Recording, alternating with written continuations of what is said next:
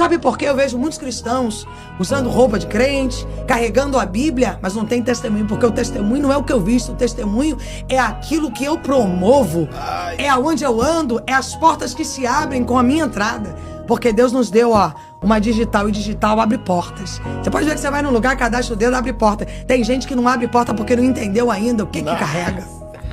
Tem gente que não sabe o que carrega. Quer olhar e dizer, eu tenho um Deus, eu tenho um Pai. E através do sangue, portas serão destravadas. E por que eu não tenho essa visão? Porque muitas das vezes eu tenho dificuldade de confessar pecados.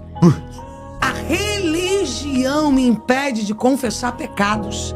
Eu olho pra minha situação e digo, não, eu já tenho um cargo. Não, eu não tenho esse problema. Não, comigo não. Mas eu não rompo. E a Bíblia diz que a árvore se vê pelos frutos. Se eu não tenho fruto, então tem algo em mim que precisa ser conectado com o trono da graça de Deus.